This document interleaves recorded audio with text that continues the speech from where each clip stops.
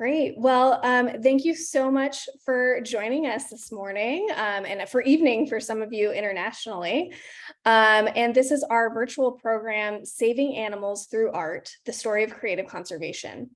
My name is Tracy Timmer, and I'm the Public Programs Manager here at the Walt Disney Family Museum and the co-curator of our special cause awareness exhibition, Creative Conservation, the Art of Endangered Animals. It has been my absolute honor and privilege to co-curate this exhibition alongside our Director of Collections and Exhibitions, Marina Villar Delgado. And I hope after seeing this presentation that you'll come visit us here in San Francisco to see it for yourself. For those of you that haven't been able to visit, our free exhibition features art provided by each of the sanctuaries that you're about to hear from, in some cases created by the animals themselves as a form of optional enrichment. All art featured in the exhibition is available for purchase, with all proceeds going back to the sanctuaries to help them continue their work rescuing and caring for these amazing animals. If you aren't able to make it to the exhibition in person, don't worry. All art is available for sale on our website at the link in the chat. We hope you'll take a look, as these art pieces are truly exceptional and a wonderful way to support these sanctuaries from the comfort of home. And we hope you'll be able to visit us in person as well. We will begin tonight with a presentation from our 5 participating sanctuaries about the amazing work they each do, before we hand it over to you, the audience, to submit questions using the Q&A feature in the Zoom platform. We are fortunate enough to have 3 representatives from our sanctuaries joining us today. Please be sure to submit all questions to the Q&A section, which should be at the bottom middle of the Zoom screen. We won't be answering questions in the chat function.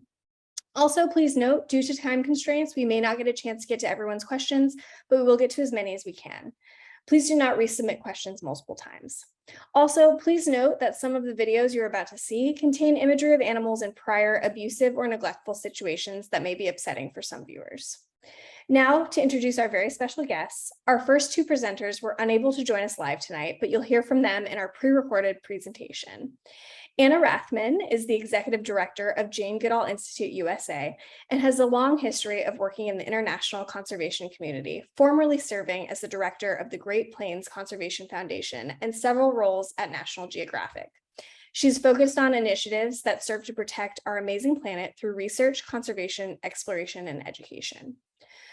Dong Van is Animal's Asia Supporter Engagement Coordinator based in Vietnam. She uses storytelling to connect supporters around the globe with their rescued bears. She leads virtual tours of the sanctuary where she shares bear stories, information about the bear bile farming industry in Vietnam, and how you can be a part of ending this cruel practice for good. And now to introduce our 3 presenters that are here with us live tonight for the Q&A. Annelle Olivier works directly in the wildlife conservation field in Africa. After training and working as a professional field guide, she graduated with an MSc in conservation ecology, focusing on the ecology of the black rhino in Malawi, while coordinating a volunteer-funded research program. She now works for Wildlife Act in South Africa, beginning as a priority and endangered species monitor, and now as the vulture conservation manager. She is also the Wildlife Act operations manager for priority and endangered species monitoring on 2 wildlife reserves. Karsten Hertwig is the Director of Sustainable Sanctuaries for Four Paws International, following a career in Germany with Chelsea UNESCO Biosphere Reserve and WWF's Königstuhl National Park Center. He began at Four Paws in 2005, where he was responsible for the construction of Bear Sanctuary Meerits. He assumed international leadership of the Four Paws Bear Projects in 2007, where he built and operated bear sanctuaries in Austria, Kosovo, Bulgaria, Ukraine, and Vietnam. Currently, he oversees all aspects of Four Paws Sanctuaries, including marketing, education, volunteer programs, development plans, fundraising, and of course, animal welfare. Catherine Cornwell Nyquist is co-founder of Panthera Africa. While providing for, managing, and working closely with 8 species of predators, she has found her calling in life in caring for big cats. Her eagerness to educate herself led her to the truth about captive breeding, exploitation of big cats, and the illegal wildlife trade. Through her story and connection with her ambassador animals, she aims to educate thousands so that they can also understand how amazing these animals are and the need for them to be respected and protected. So thanks so much to our speakers for joining us today. And without further ado, we're going to learn about the sanctuaries. So I'm just going to share my screen here and we'll jump right into it.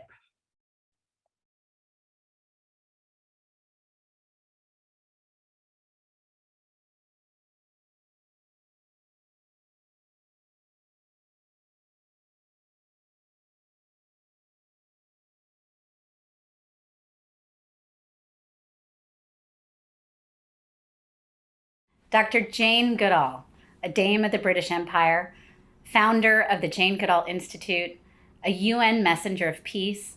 She's a world-renowned ethologist and activist who's inspiring all of us to rethink our relationship with the natural world and the animals in it. Dr. Goodall is best known for her groundbreaking work where she studied wild chimpanzee populations at Gombe Stream National Park in Tanzania.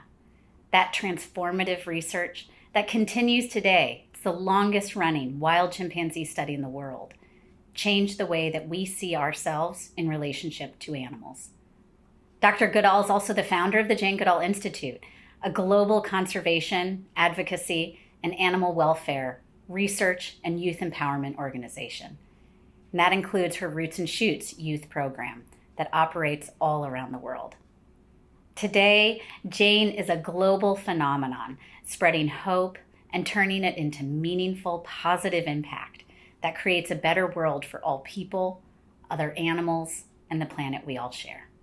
The Jane Goodall Institute is a global community centered on conservation that was founded in 1977. It advances the vision and the work of Dr. Jane Goodall. By understanding and protecting and improving the welfare of chimpanzees and other great apes, it inspires action in our world to conserve the natural world that we all share. We improve the lives of people and other animals and the environment through all of the Jane Goodall Institute's programs. One of the programs of the Jane Goodall Institute is the Chimpunga Chimpanzee Rehabilitation Center.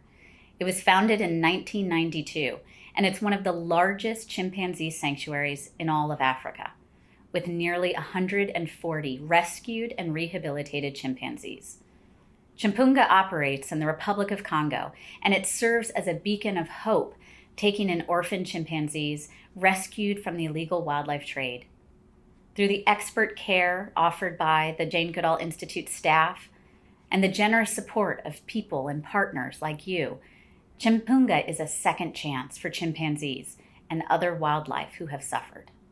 The chimpanzees of Chimpunga Sanctuary and other wildlife, such as pangolins and mandrills and even parrots, are rescued primarily from the illegal wildlife trade. At the Jane Goodall Institute, everything we do is holistic, and it's focused on working with communities.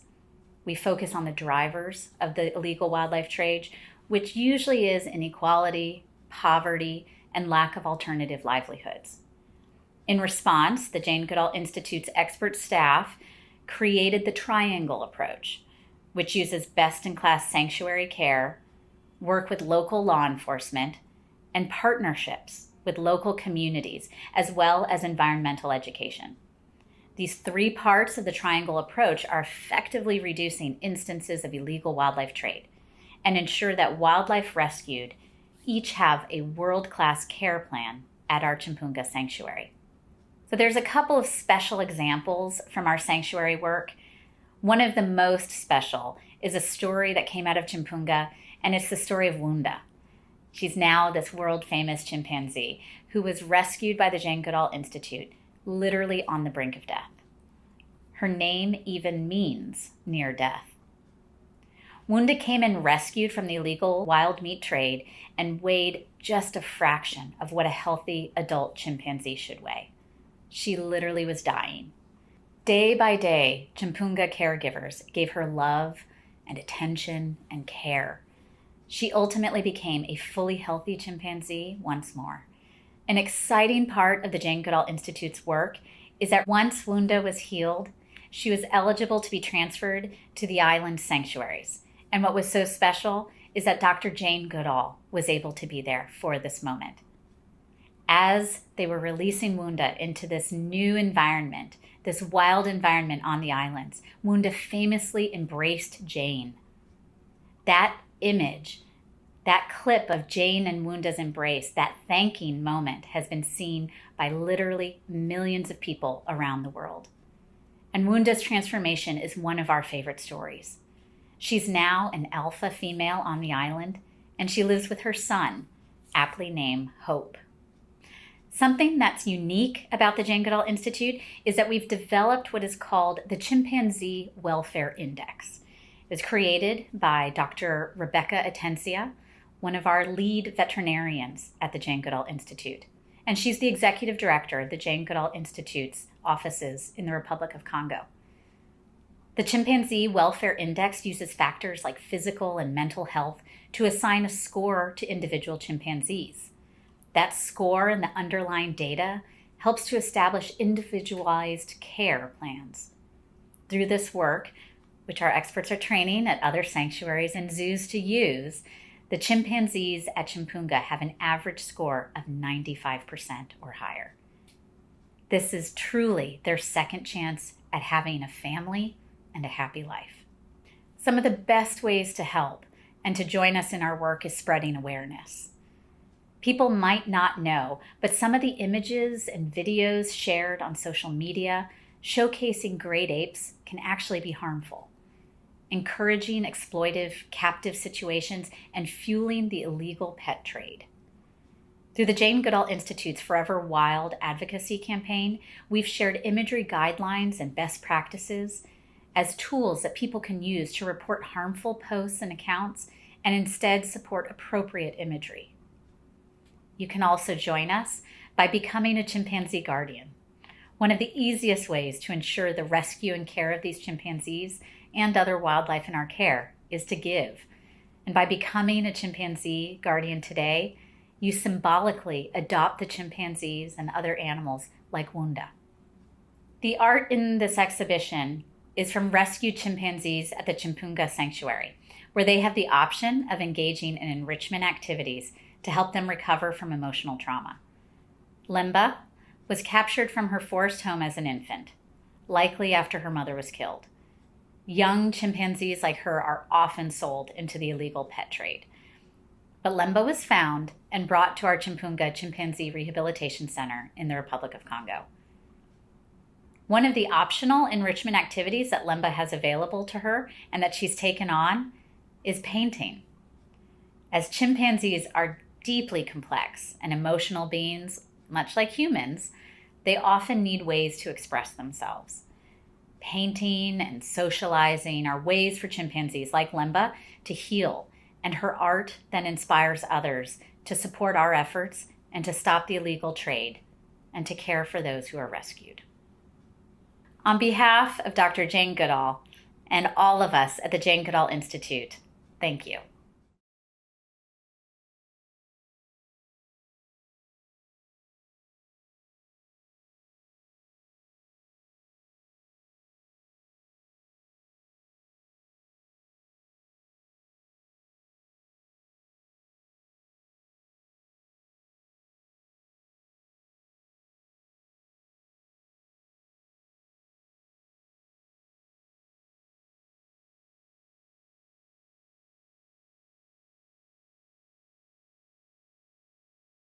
Hello everyone, my name is Anal Ouelifir and I'm the Vulture Conservation Program Manager for Wildlife Act. Today I will be talking to you about vultures and the work we do with them in the KwaZulu-Natal province of South Africa. Wildlife Act is a not-for-profit organization on the mission to save Africa's iconic and endangered species from extinction. Through strategic partnerships and sustainable funding models, we aim to implement professional and strategic monitoring and research to enable and inform effective conservation management of wildlife, as well as to identify and develop programs within surrounding communities to support biodiversity conservation and socio-economic development. And lastly, also to secure existing protected areas and support range expansion of African wildlife.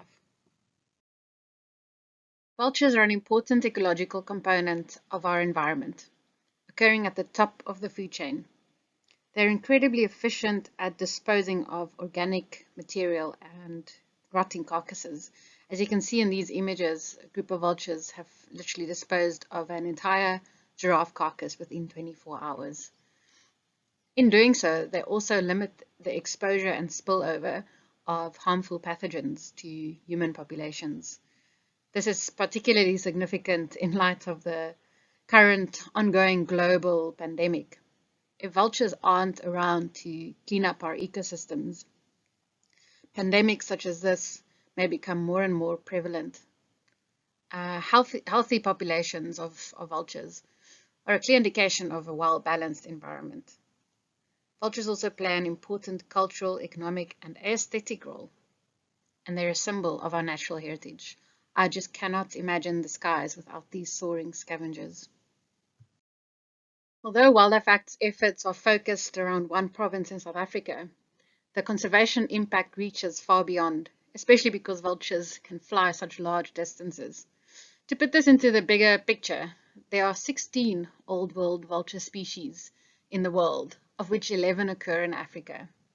7 of these species are now listed as endangered or critically endangered, due to some populations falling by up to 97%. These are all the vulture species that occur in South Africa. Wildlife Act's work is mainly focused on the cliff nesting vulture species, the bearded and the Cape vultures, as well as the tree nesting vulture species. That is the African white-backed, lappet-faced, and white-headed vultures. KZN provides the southernmost breeding range for all but one of these species, hence why incredibly important.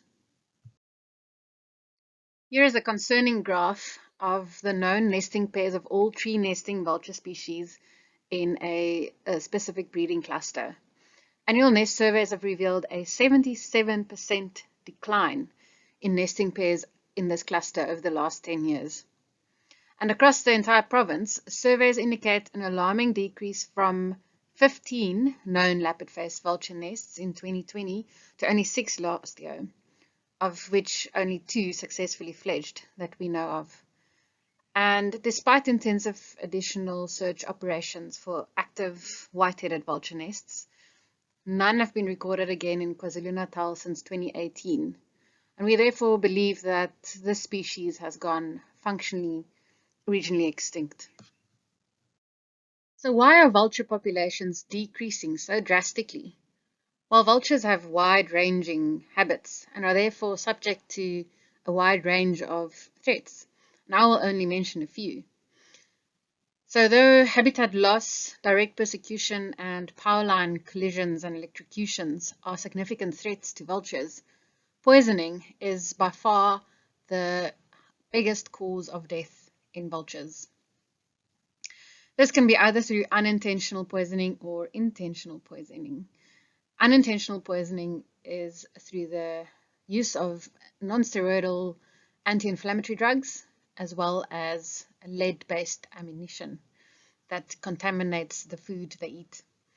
Intentional poisoning can be for sentinel poisoning, but also harvesting vulture parts, targeting vultures for the traditional markets and illegal trade. Wildlife Act's Vulture Conservation Program focuses on 3 main objectives.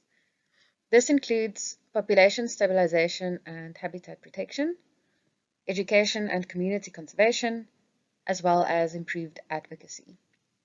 All the work we do is guided by provincial monitoring plans and even global action plans. We sit on a task force working towards the National Biodiversity Management Plan with high-level impact and a big step forward for vulture conservation in South Africa. We've been running a long-term wing tag resightings and GPS tracking program. This provides us with incredibly important information to better understand the landscapes that vultures live in, which helps us to focus our conservation efforts where it's most needed. We also work towards reducing lead exposure in vultures, as well as testing all blood and bone samples for lead exposure to understand the threat and also measure our conservation impact. Together with our partners, we also do annual nest monitoring that includes the tree and the cliff nests, and it includes aerial surveys as well as important ground truthing to get fine-scale information. The availability of safe and reliable food is known to support the growth of vulture populations. We therefore work towards securing, managing and advising on such sites throughout the province. With targeted poisoning being the biggest threat to vultures in the area, we've established an emergency response team who is strategically placed throughout the province. They're trained to respond to these events swiftly, treat the area as a crime scene, as well as save any birds that are found live at the scene. These birds are then transported to our partner rehabilitation facility, after which we release them back into the wild again. Most importantly, the team is also trained to decontaminate the site effectively, to ensure that no further exposure is possible to humans or to any other wildlife. No conservation action is ever complete without an awareness or education element.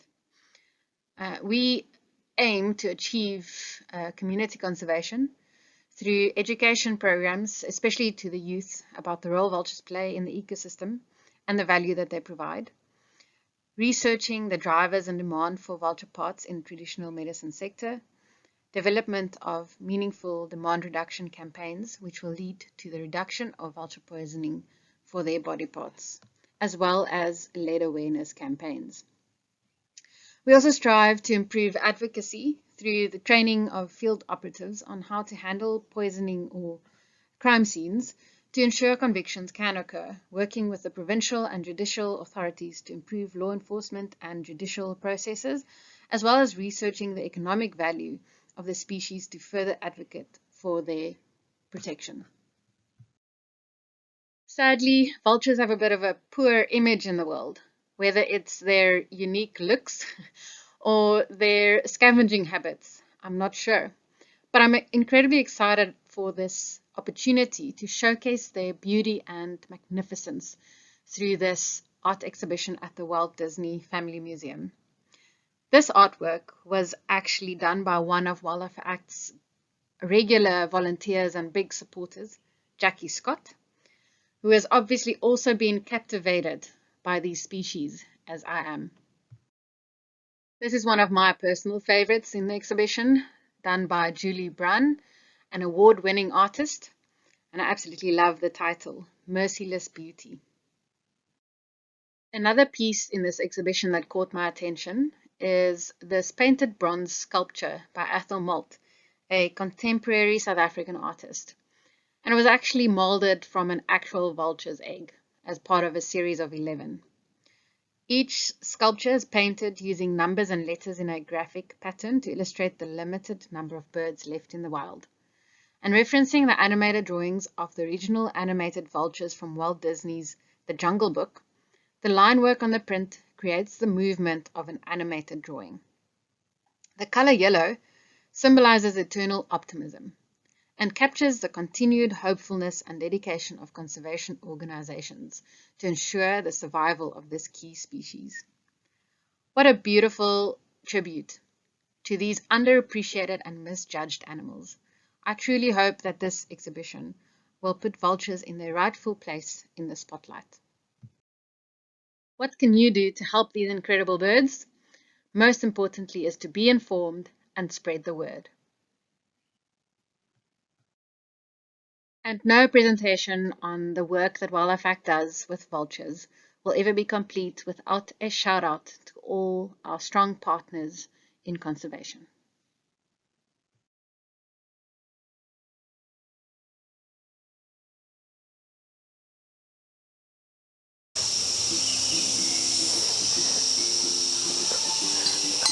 Do you know what is this? What we can do with this? I will let you know later. But let me introduce you myself first. My name is Van, V-A-N. I'm Supporter Engagement Coordinator at the Vietnam Bear Rescue Center, and today I will bring you with me to see the bear at our sanctuary and to hear about their story. And to begin with, I would like to share with you a story of an amazing woman who is our founder and CEO of our organization, Animal Asia Foundation. Please take a look. Everything changed in that one moment. The damp, the dark, that mournful sound. I sensed a movement a touch on my shoulder, and I turned around and there she was, a bear reaching out through her cage towards me. Without thinking, I took her paw. It was the most reckless thing I've ever done, and I felt her paw squeezed my hand. I can still feel the touch of her claws on my fingers, as if she was saying, please, please help me. And that first encounter on a bear bar farm changed everything. She was the reason I started Animals Asia.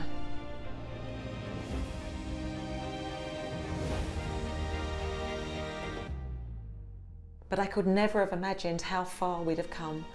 And now we're on the cusp of ending bear bar farming forever in Vietnam. And it's all because of the help of incredible people like you. To see a bear recover from the torment of the bear bar industry, it's just like food for the soul.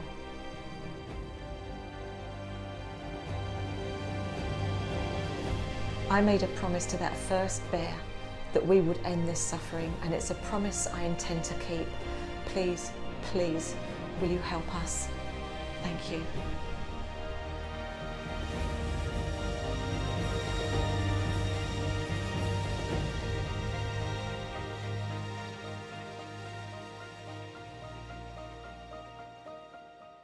2007, Vietnam Bear Rescue Center started at Tam Dao National Park by Animal Asia Foundation as a bear sanctuary, and Animal Asia has been working in Vietnam since 1999 to end bear bar farming.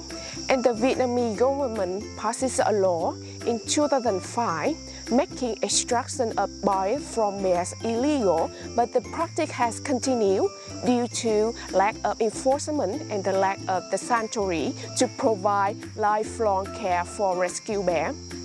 And our mission is to care for the health and well-being of the many rescue bears and to increase public awareness of animal welfare, including bear bar extraction and the bears farm issues, and hopefully to reduce the future demands of bears bar on the local and international markets. First, you dismiss the market, and then the farms close, and then the trafficking ends. What do we do with the bears? Do you remember the bears?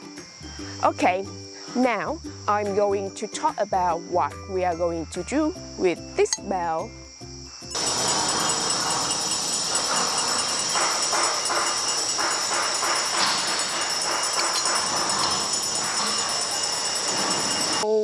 Bell is a cue. Basically, the bear learns to associate it with being rewarded with food. If they are inside, they hear the bell and they know they can go outside to forage to get food. If they are outside and they hear the bell, they know they can get inside and get food. This is important for emergency because we can call everyone inside quickly. Dens are safe places that bear can go back in, and the behavior we train help us to look after the bears, and means we can ask the bear to do something for us and they will do it of their own free will. And we never use fear to make the bear do anything. We always work with them and test as long as it's need to take to get them to the state needed. Seeing a bear here is like food for the soul. Therefore, what I'm going to do today is that share with you the story of one of our bears, our lovely ZBD. If you ever get the chance to meet ZBD, I just know you will fall in love with him right away. I certainly did. He's sweet, gentle and charming. He's a friendly old duffer and a little bit creaky. And the way he plays in slow motion would melt your heart. But when he first arrived at our bear sanctuary in Vietnam, ZBD was a broken bear. So the story of ZBD is he had spent more than 14 years trapped in a tiny cage. He was brought by the owner as a cub when he was attracted by a group of soldiers. GBD was hit across the face with a blank, resulting in some damage to the face and teeth. He was kept in the owner's kitchen at the back in a very dark area. Our rescue team could hardly see him because it was so dark and we could not see the inside of the cage or the flooring. When they brought him into the light, they were horrified. GBD was weak from malnutrition. His teeth were all rotten or missing, with virtually no front teeth. A combination of in vitro injury and a very bad diet of congee soup-like meals, and his nose was badly broken. But what's up on was the bile extraction. Even though they said they only extract bear bile once a year, and for their own use because they are both diabetic, but they have a sign outside the house advertised bear bile for sale to the passerby. Whenever a customer asks for fresh bile, GBD's belly would be trapped with the 4-inch needle until it punctures his gallbladder. Then his bile was sucked out with a pump. As you can see, this 4-inch needle. So what did we help GBD? Do you remember how I told you GBD arrived at our sanctuary with a broken muzzle? As a cub, he had been bitten across the face with a blank. The injury never healed, and left him with 2 raw holes in the roof of his mouth. To fix it, we need a highly specialist operation, thanks to supporters around the world who donate to help us to fly a specialist surgeon in from Hong Kong to repair GBD's muscles. I think the surgery went very, very well. The tissue in the mouth was very healthy, and so I was able to get a lot of stitches in to close things in a very secure way. The tissue will take a few weeks to heal completely, and in that period of time it's important that he eats soft food and also a little less playing than usual, because I know bears are very playful. Now, GBD is 26 years old and he's been with us up to 14 years already. Today, I believe that GBD knows human species isn't here to hurt him anymore, and he learned to forgive and trust us again. So all bears here have their annual health check twice per year, and these health checks are really important for us to keep track of bear health. And we use the term health check to refer the process of anesthetizing a bear to enable us to examine them and perform any necessary tests or surgery. Because bears are endangered animals and we don't handle them directly, we normally have to perform health check to do things that in other species we may be able to do with the animal conscious or slightly sedated. For example, physical examination, drawing blood, inserting microchip, or taking X-ray. Therefore, bears need health check whenever we need to check something that we cannot check when they are conscious, and if we need to perform any surgical procedure. And why we do the checks, we also take the opportunity to take a paw prints. So we have a wonderful personal keepsake of the bear to share.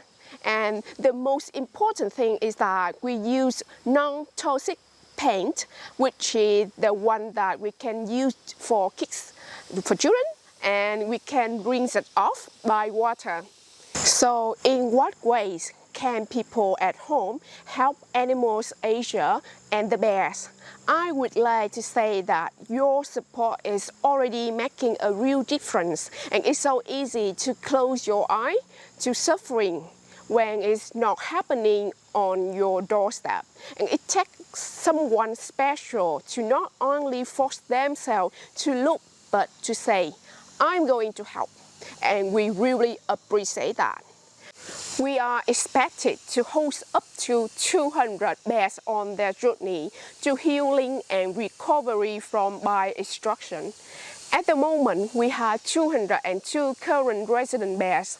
Therefore, the sanctuary is now approaching 100% capacity, which is why we are building a new sanctuary in central Vietnam to provide the care the bears going to need for up to 30 years in their lifetime.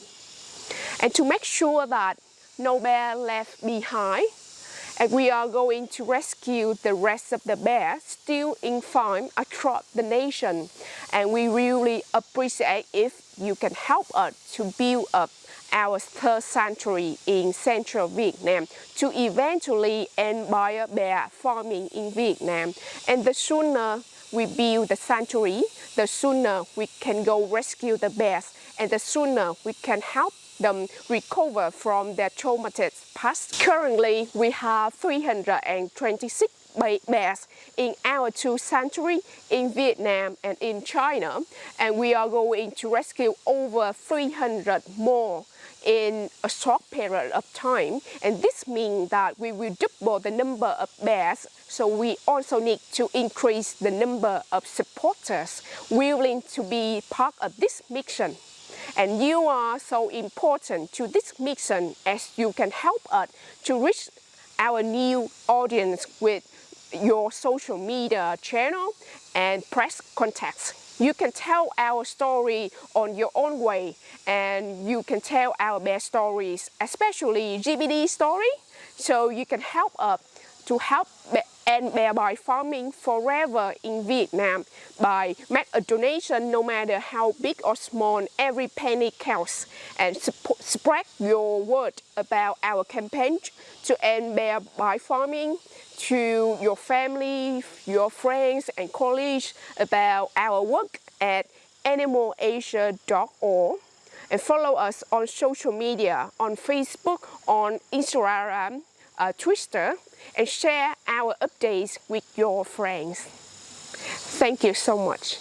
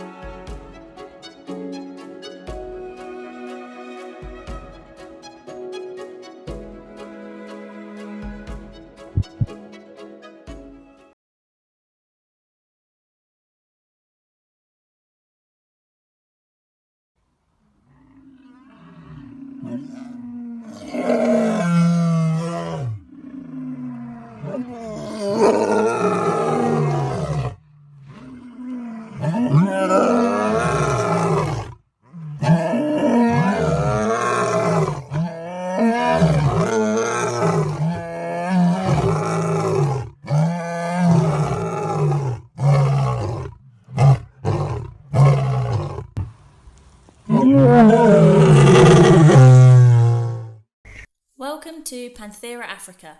We are a non-profit organisation located in Stanford, South Africa. Our sanctuary rescues big cats held in captivity for commercial purposes. We were founded in 2014 by Lazarne and Catherine Cornwall Nyquist.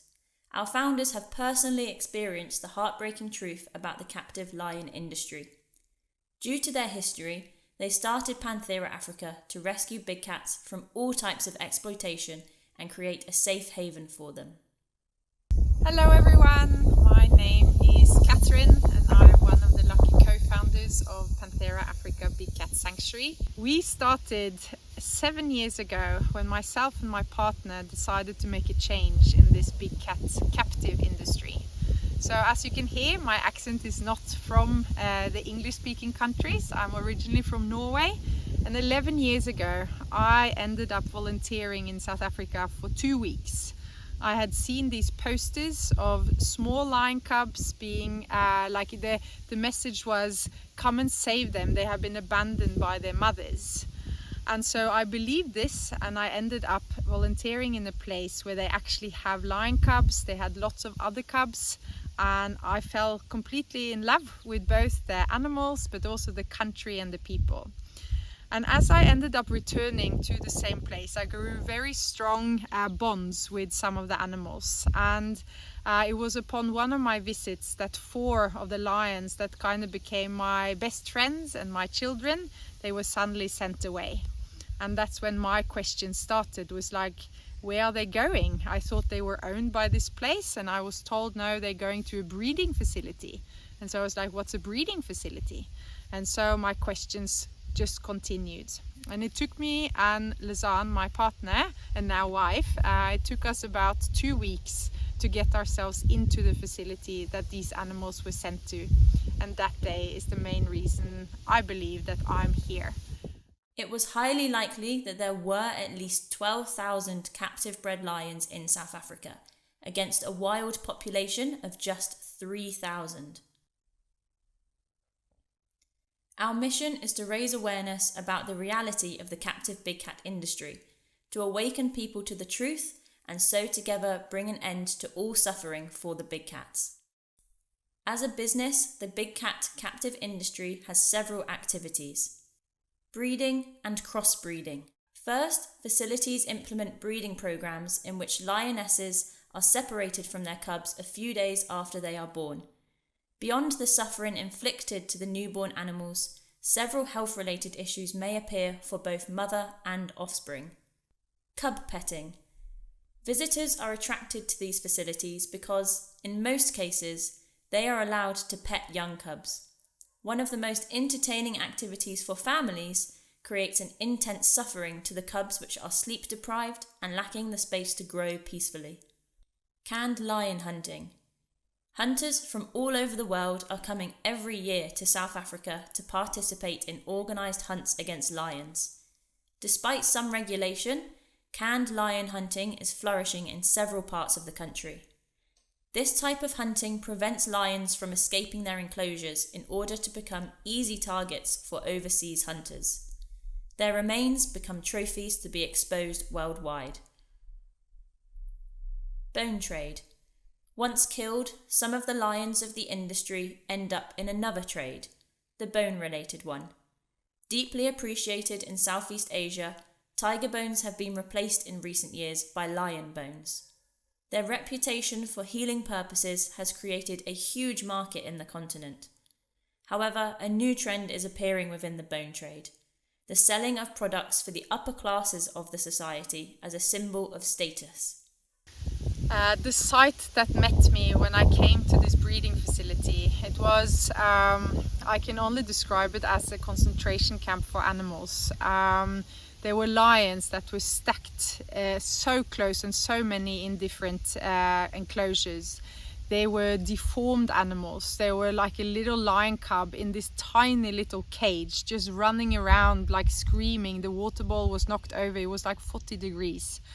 And there I was, and I turned around, and there I saw my 4 beautiful best friends, my children, looking at me and just like, help, what now?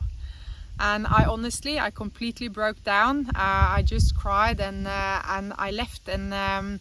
But before I left, I went to my white knight. His name is Oliver. He's a beautiful white lion. And I told him, one day I will come and fetch you. And little did I know, at the moment I was still working in the corporate world in Norway, not planning to stay in this country, but fate wanted it differently, and 2 years later Lizanne and myself, we managed to keep our promise to Oliver, and so we created Panthera Africa.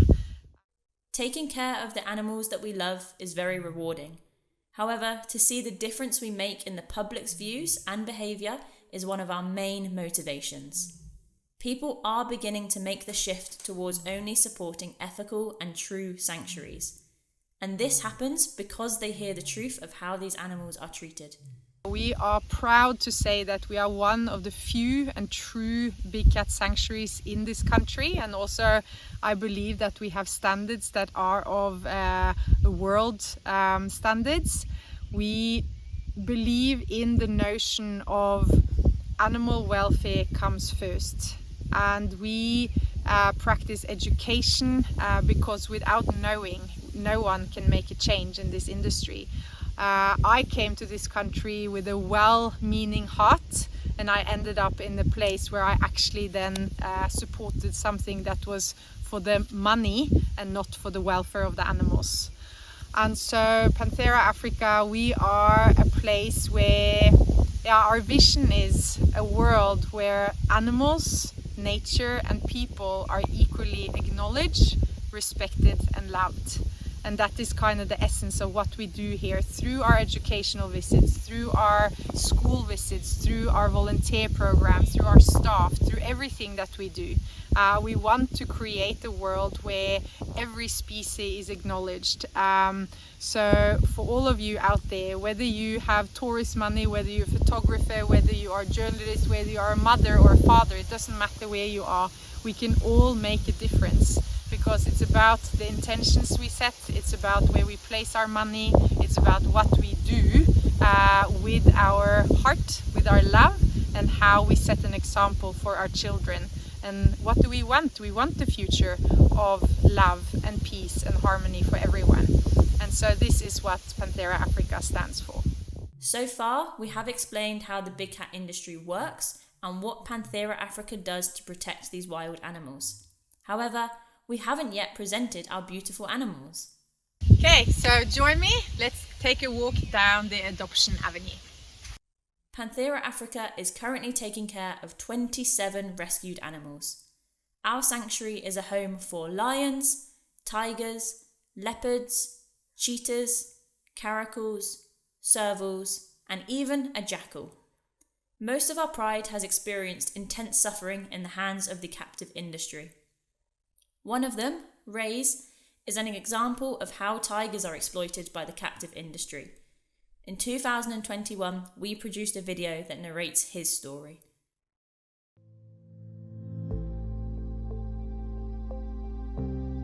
Ray's was bred to be killed for the tiger bone trade.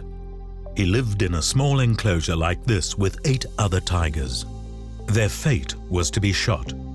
Tiger bones are made into wine, glue or paste and sold as medicine. Other body parts are sold for profit at markets.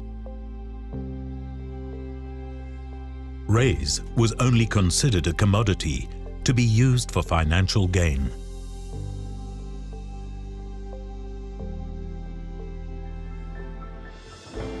Thankfully, he was rescued by Panthera Africa. He didn't have a name, so we gave him one, Ray's. Ray's took his first steps into his new enclosure. For the first time, he could be at peace. He now feels seen, respected, and loved. He shines these rays of love and light to us all.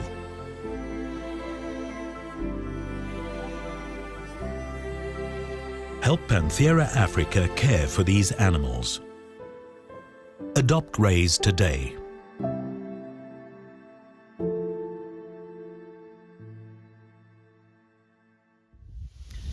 Panthera Africa, we are a non-profit organization and we rely on the goodness of people, such as yourself. So we have beautiful visitors coming to see us, going on educational visits. We have many volunteers that take part in the behind the scenes of everything that has to do with managing to keep this place running. And then we also have the general public who is here to help us with adoptions, donations, whether it wants to buy paintings from our animals. There are so many ways that all of us can actually contribute. So behind me here is our so-called adoption avenue, where every single animal is on display and kind of showing their beauty and giving kind of their heart to you to say, please help me to also cover my veterinarian bills, my food, my enrichment, and to give me the best life possible. We are a blueprint of how a non-profit organisation focusing on animal welfare, education and upliftment can become financially sustainable. We are proud of our unique, holistic approach that includes both animal communication and enrichment program and flexible and nutritious feeding programs. One example of how we combine financial sustainability and the welfare of our animals is our paw paintings. Animals in captivity can become easily bored or frustrated. Enrichment becomes fundamental for big cats at Panthera Africa. Objects such as boomer balls help keep the big cats physically and mentally stimulated. They enable them to play, to run, and jump. They bring joy and fun to their lives. One of our enrichment activities is painting. Animal caretakers provide non-toxic paint and canvases to our felines. The curiosity towards the objects leads our rescued animals to paint and explore their senses. Our collaboration with the Walt Disney Museum has enabled Panthera Africa to showcase the art pieces of our animals. Most of our animals have been presented in the last exhibition. We believe in the good of humanity and that we together can inspire and create hope for a brighter tomorrow for us all. Therefore, Panthera Africa would like to thank the Walt Disney Museum for the opportunity to show our stories and recognise the importance of wildlife for our future. Thank you.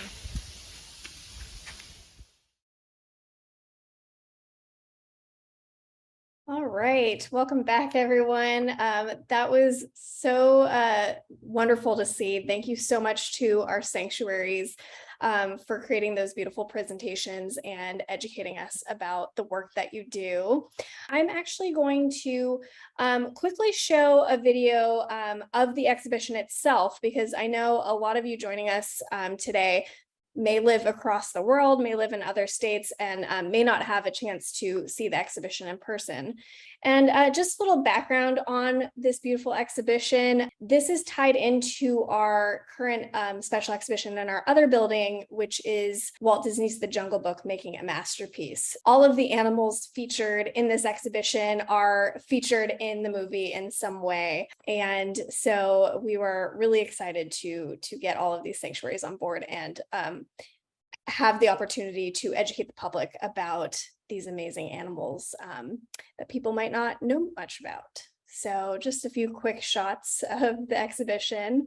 Our beautiful paw prints from Animals Asia, our photos from Four Paws. So we hope if you live in the area that you're able to come by and visit us here at the Walt Disney Family Museum in San Francisco.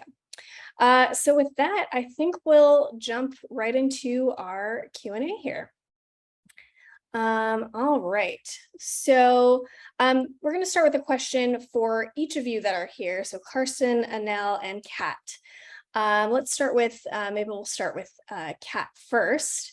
What inspired you to begin your work with endangered animals? First of all, thank you for the opportunity to be here. So the inspiration for me comes from the love that I felt for the animals that I was lucky to meet.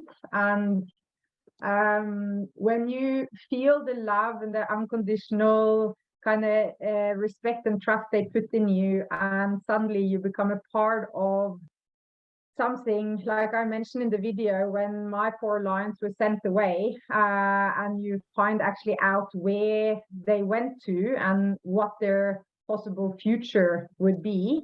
for me, it was an easy choice to kind of, okay, we need to do something, because when you want to, I believe in the goodness of humanity. I believe that people want to do good. Like myself, like I came to South Africa, wanted to make a difference. And so I thought I was. And then when you understand that you're actually part of something else, it becomes even more that you want to spread the awareness so that people actually know what they are a part of.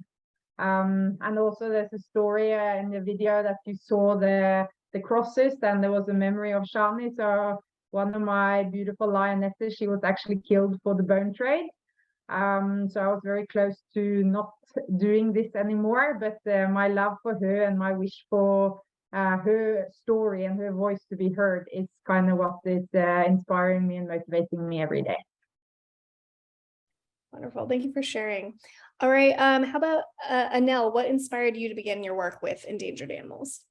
To be honest, for me, it's ever since I can remember, it's just the only thing that I wanted to do.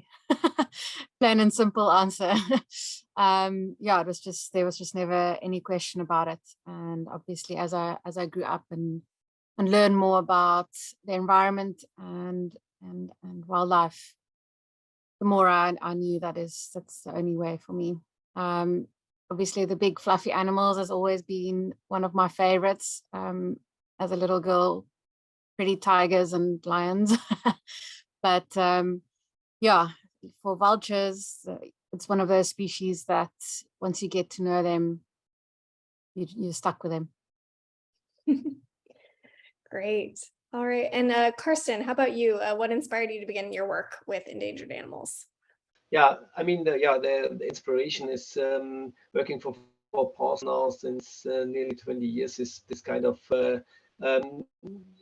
great integration that the sanctuaries we are building and running are always also a kind of goal to make an impact on the general issue. So we, with the sanctuary, for instance, in Europe, with the dancing bears in Dancing Bears Sanctuary in Bulgaria. We end the Dancing Bears story in Bulgaria and in Serbia, and then at the end on the complete Balkan, we ended the private captivity of bears in Kosovo with the tree and so on. So we are always trying to focus for sure on the individuals to rescue them, but at the end also to make a really a general impact for the complete animals, mistreated animals, for bears and big cats worldwide. And this is the fantastic combination I love, and therefore I'm still passionate to work with for PAWS and for the PAWS sanctuaries. Great. Well, thank you all for your answers. All right, our next question, we'll do it for all of you again. Start with Kat. Can you share a memory of an interaction with an animal in need that stuck with you? Yes, how long time do you have? I have to try and make it short. So I can do the same. As I mentioned, when I went to visit the 4 animals at the breeding facility, I will never forget it. Like I walked in, and like you saw, like all these animals just in these kind of very, very close, like a lot of animals in very small areas, and this little lion cub it was like less than a square meter, and it was just running around screaming, and it was so hot and there was no water. And there was deformed animals because of all the inbreeding that was there. And then I remember I then kind of turned around, and there I saw the eyes of my beautiful lions. And I remember the look in their eyes, and like, yeah, I still get emotional by it, because there's such abandonment and suffering in these, like, there's total neglect, there's nothing there, and they have felt the love from humans, and then suddenly they just left there. And so the promise that I made to my white knight Oliver, that I would come and fetch him, and fast forward 2 years later, we went back to this facility. I hadn't seen him for 2 years. It was only like 10 months when I saw him last. And I remember we were driving down this area and we had no idea where they were, but I had like this feeling inside. So I stopped the car and I walked out, and then I just tried, and I like at the top of my voice, I just screamed his name. I was like, Oliver!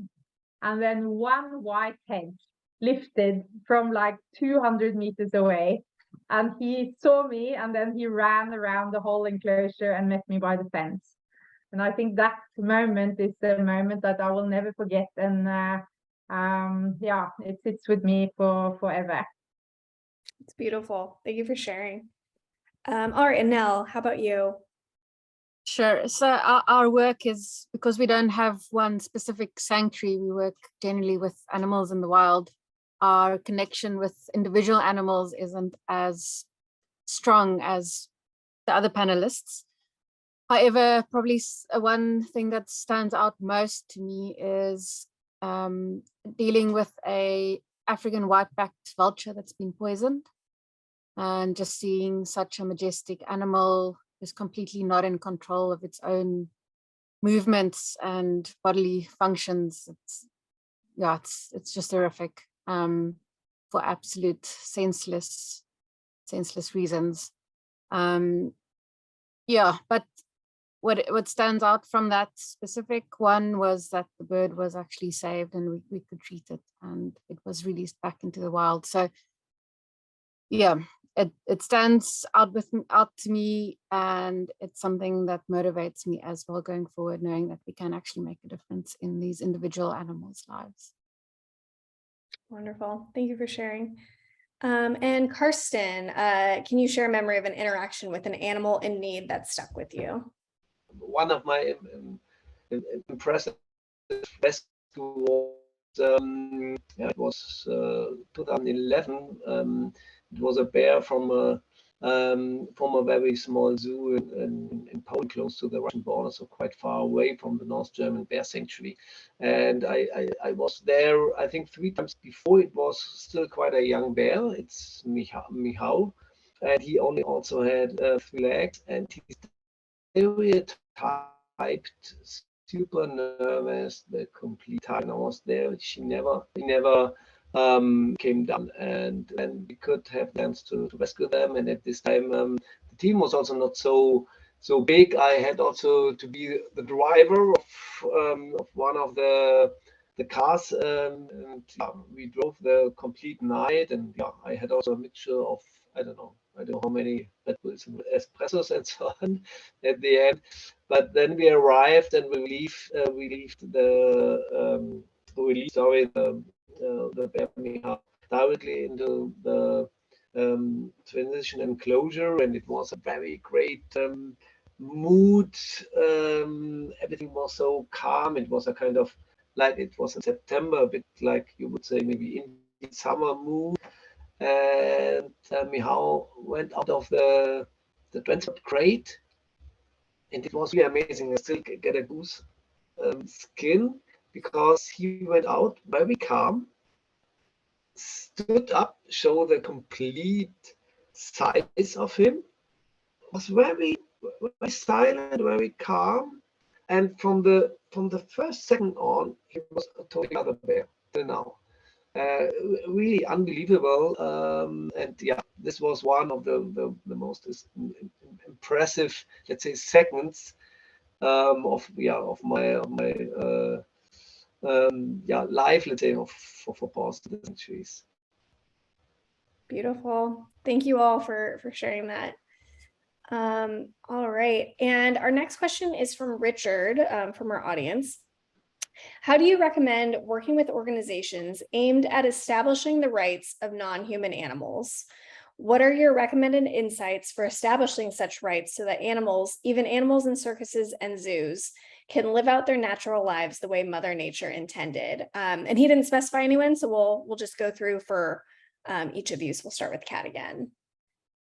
So basically what the first comes to mind is to work together with the government of your country, and to be proactive and unite with other organizations that does the same work that you do. So for us, for example, we are a big lion coalition, but also with Port and a lot of and also Animal Asia, so they're from all over the world. So you kind of get the total view of what is going on, and then together with the government now in South Africa, we are in presentations or colloquiums and so forth, that we are able to participate in the law and the regulations of things that's happening. Great, thank you for sharing, Kat. All right, Anel, how do you recommend working with organizations aimed at establishing the rights of non-human animals? No, that's fine. I think it's something that it's definitely not our speciality. So I cannot really comment properly on it, but my biggest recommendation would be to actually collaborate with partners. I think it's the same more or less than others in the international or also national NGOs are working with it. It's always very important to collaborate with the authorities, with the governments. And I mean, what we also know, our experience is that it's anyway always good also to offer such sanctuary project as a kind of collaboration, because for sure then it's also easier to improve the legislations in the countries, or also to enforce the laws. Quite easier, because I mean it's really a difficulty for the authorities to confiscate bigger mammals when you don't have the space to bring them in, and therefore it's really also essential normally also for the governments that private organizations can offer their support to sanctuaries. It helps a lot for law enforcement and law improvements. All right, our next question for everyone, starting with Kat again. Can you share an unexpected challenge of your work? An unexpected challenge, I think that would be COVID. Yeah, so well, there are many, of course, but like that's the first one that pops into mind. That basically in 2 days, like 90% of our income was from tourism and from tourism volunteers, and in 2 days everything was gone. And there you sit as a founder and a manager, and then you have like 28 animals in your care and 15 staff members, and you somehow need to find a way. Yeah, it's actually I feel it's a miracle that we are here with the expenses and the welfare and the work, because like normally we have 6 to 8 volunteers helping us with all the work, and suddenly you are less hands, and also the emotional impact, of course, that COVID had on people personally. We have a lot of internationals, and they weren't allowed to fly home, and then you have like, so it's a massive thing. And yeah, we are proud to stand here 2.5 years later, stronger and wiser, maybe a little bit more gray hair, and but yeah, so I would say that's an unexpected challenge, but it's amazing. I always say, if you know your why, like you're at the core of yourself, if you have your why and you know what you do things, it's amazing what you actually manage to get through if you have a good team, and yeah, and a passion that you know is your life purpose. Great, thank you so much, Kat. Anel, would you like to share an unexpected challenge with us?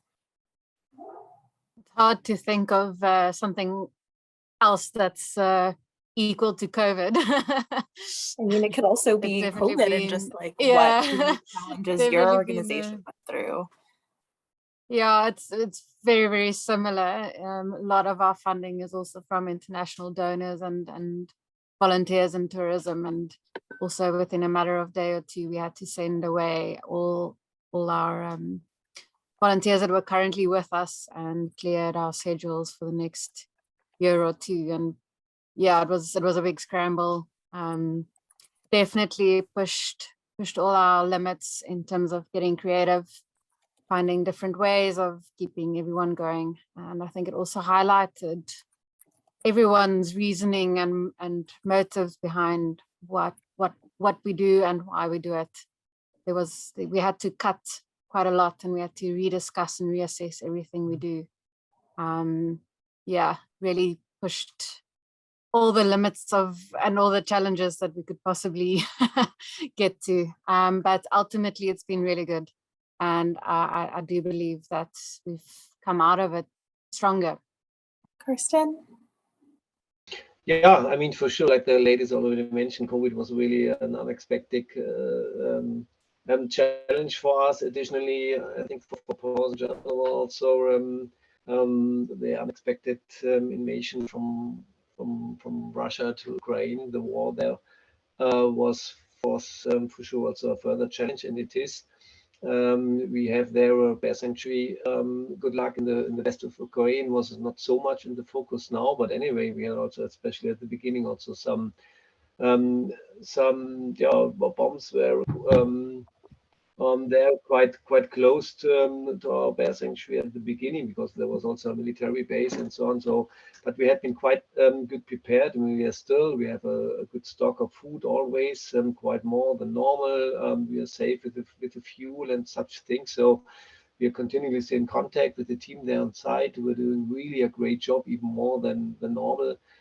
And yeah, we are really hoping that additionally also we can count a bear sanctuary and big cat sanctuary in Russia at the moment. It's for sure on ice due to the difficult political situation. So there was even a double unforeseen topic for us. So yeah.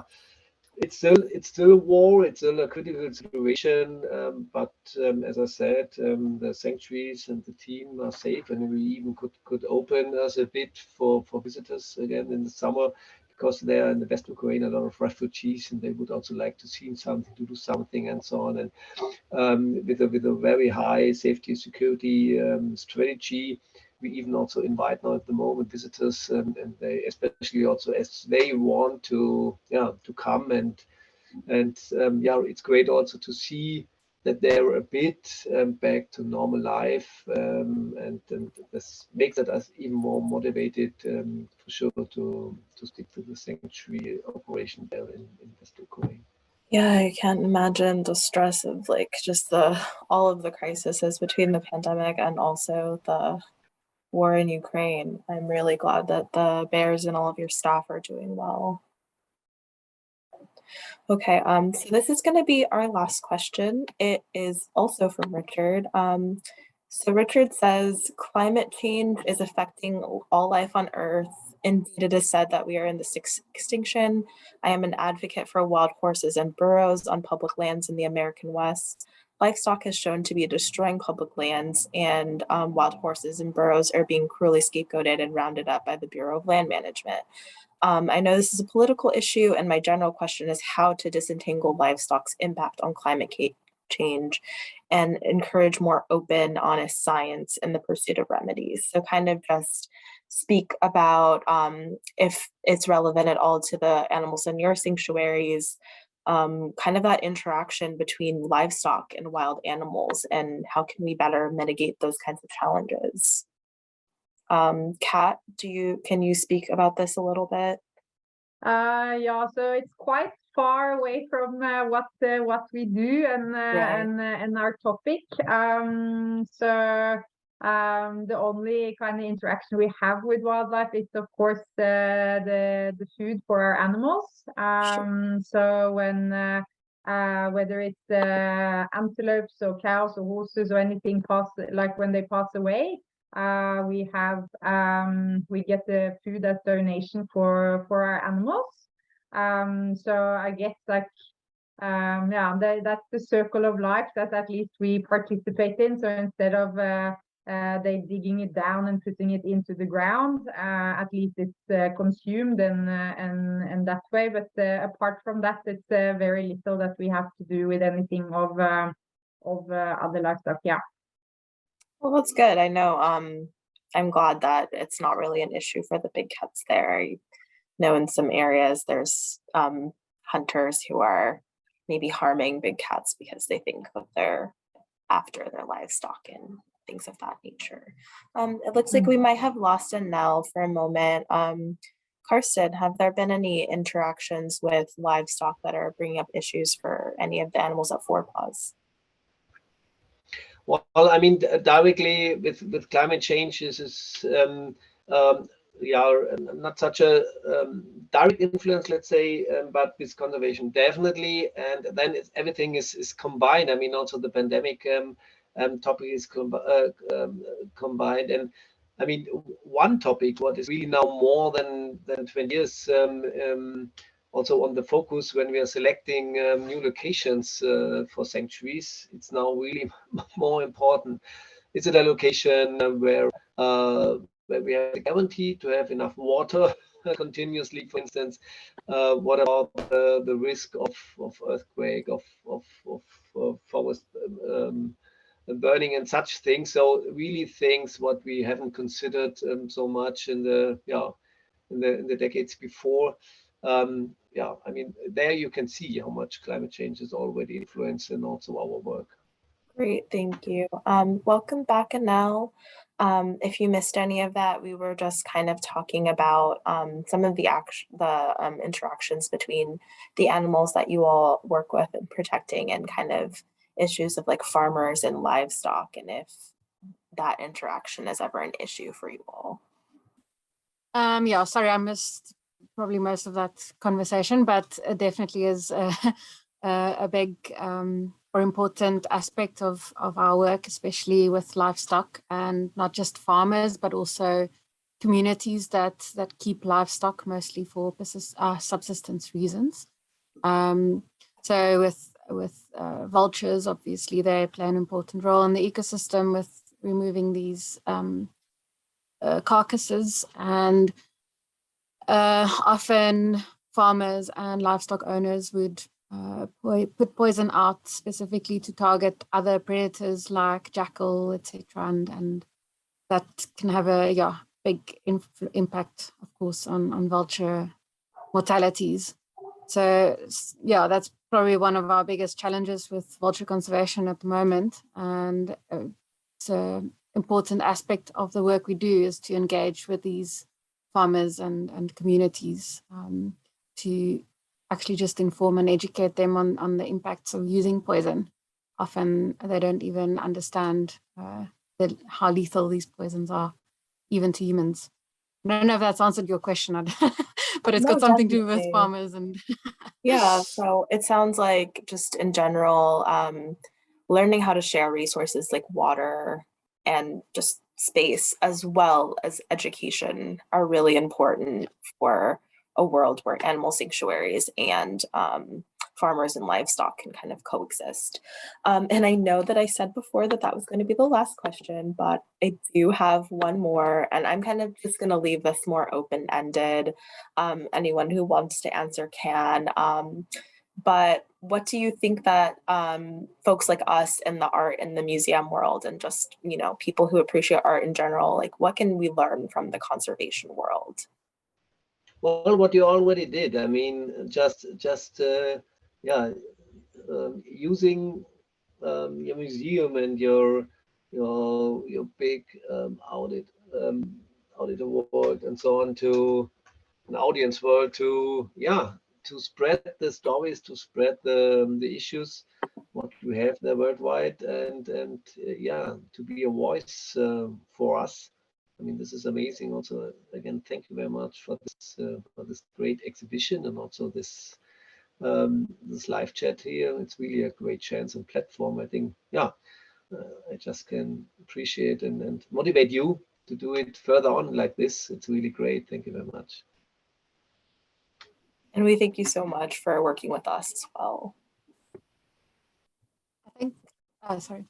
Yeah, so I believe like the passion for art or passion for animals or whatever passion, like it's two very strong, strong emotions, whether it is whatever it is for.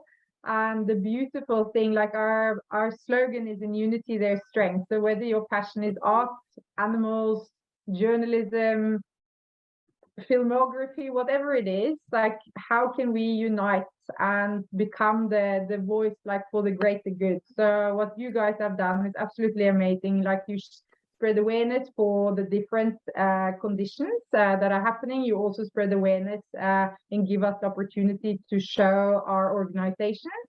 And then also you have an amazing like a generous offer to also then help us with financial support as well. So it's an amazing collaboration this is. So yeah, the passion is the best thing there is in life, and when we combine it, it's amazing what we can do together. So thank you very much.